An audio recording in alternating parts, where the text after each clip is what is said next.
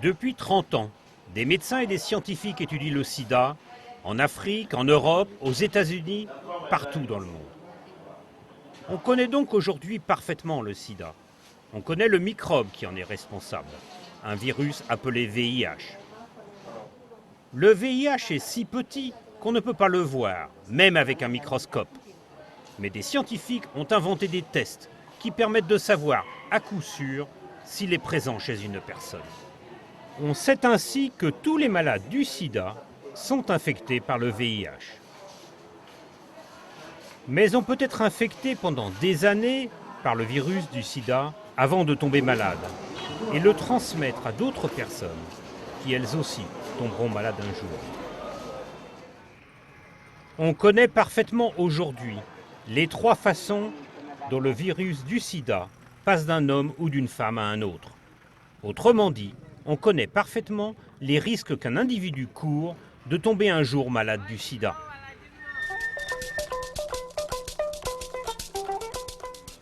Une première façon est par le sang. Les modes de contamination du virus du sida sont de 3 ordres. Il y a la contamination par le contact du sang souillé. Et dans le contexte africain, nous pouvons le placer dans un contexte beaucoup plus général de la scarification en série, des tatouages en série ou des circoncisions en série. En ce moment, ici dans le lot, il y a une personne qui est infectée par le virus et que son sang entre en contact avec les autres sangs qui viennent après lui. La contamination est possible.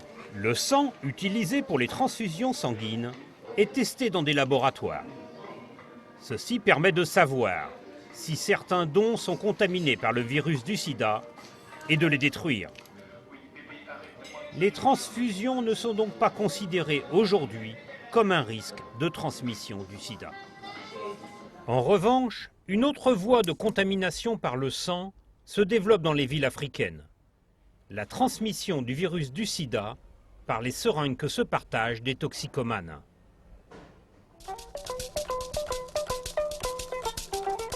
Les rapports sexuels sont une deuxième façon d'être infecté par le virus du sida.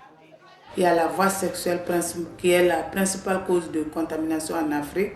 Quand une personne est contaminée, qu'elle a des rapports non protégés avec l'autre personne, il peut contaminer cette personne. La transmission sexuelle du sida est totalement empêchée par l'utilisation des préservatifs masculins ou féminins.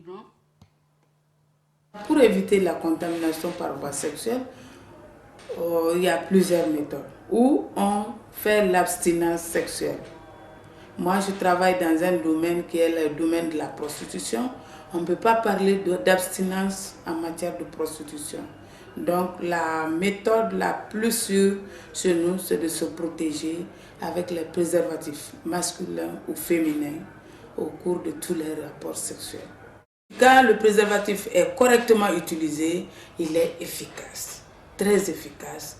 Et il n'y a aucun moyen sûr pour se protéger du VIH que le préservatif, que ce soit féminin ou masculin. Le préservatif féminin a été vulgarisé en retard en Afrique. C'est maintenant que les gens commencent à faire la vulgarisation. C'est la méthode qu'elle-même elle maîtrise. Elle n'impose pas à quelqu'un, c'est elle qui va le mettre. Que le monsieur refuse ou pas, elle peut mettre si elle veut se protéger.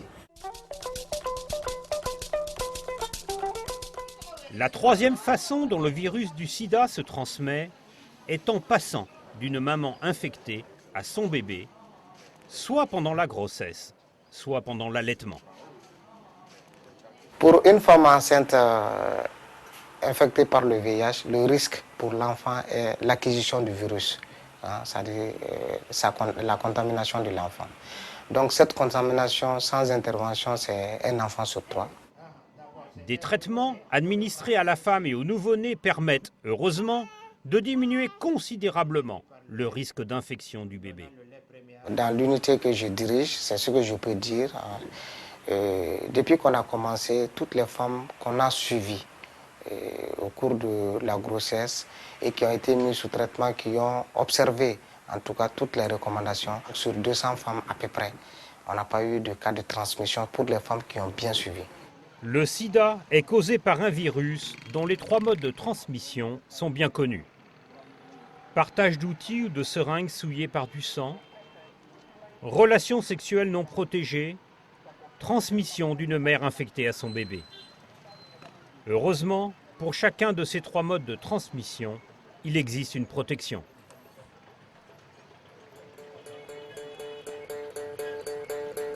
Gangaya ko Mariano, Gangaya ko Mariano, meba ko wamada. Gangaya ko Mariano, Gangaya ko Mariano, meba ko wamada. Kankambu ko wamada, dubu ko wamada, bubu ko wamada.